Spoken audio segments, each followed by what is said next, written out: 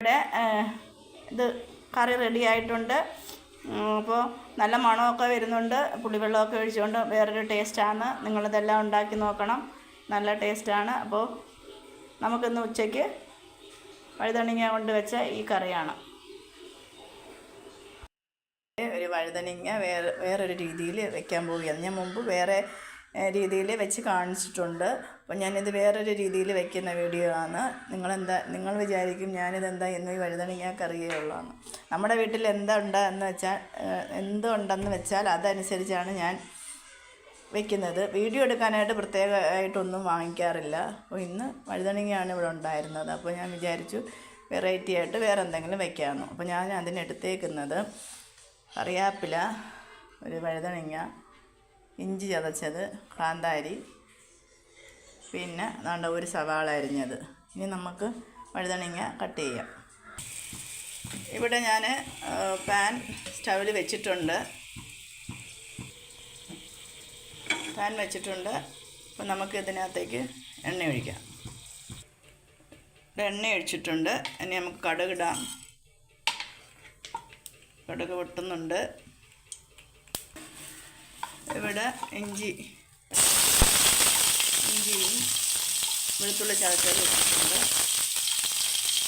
തീ കുറച്ച് വയ്ക്കാം, കരിയും. സവാള അരിഞ്ഞതൂടെ ഇട്ട് കൊടുക്കാം. അരി വെച്ചിട്ട് കൊടുക്കുന്നുണ്ട്.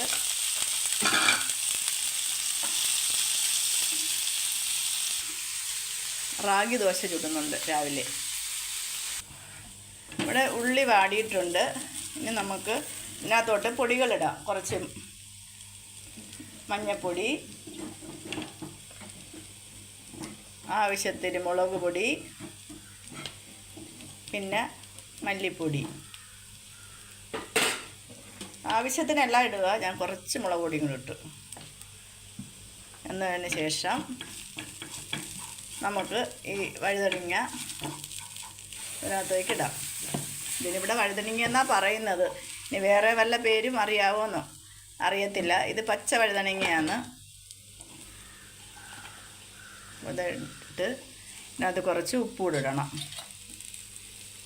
ഉപ്പൂടിട്ട് നമുക്കിവിടെ ഇളക്കാം. പാത്രം കുറച്ച് ചെറുതായിട്ടുണ്ട്. അപ്പോൾ ഇത് വേകട്ടെ. വഴുതനങ്ങ ഒന്ന് വാടിയിട്ടുണ്ട്. ഇനി നമുക്ക് ഇതിനകത്തോട്ട് നമ്മളൊരു ശകലം പുളി പിഴിഞ്ഞ് ഇതിനകത്ത് ഒഴിക്കണം. അപ്പോൾ ഞാനിവിടെ ആണെങ്കിൽ രാവിലെ എല്ലാം ഉണ്ടാക്കും, ഫുഡൊക്കെ ഉണ്ടാക്കും. അപ്പോൾ ഇവിടെ ചോറൊക്കെ കൊണ്ടുപോകേണ്ടവരുണ്ട്.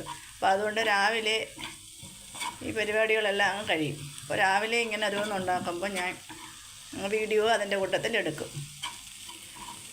അപ്പോൾ ഇന്നലെ ഇവിടെ വാങ്ങിച്ചുകൊണ്ട് വന്നത് വഴുതനങ്ങയാണ്. രാവിലെ ചോറ് കൊണ്ടുപോകാൻ. എന്നും ഈ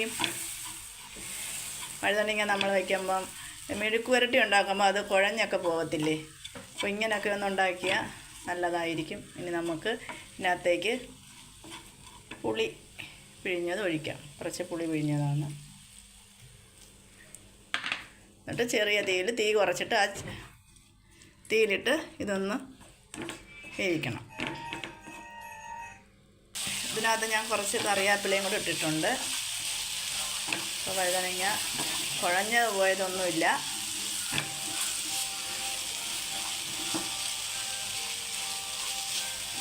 റെഡിയായി വരുന്നുണ്ട്.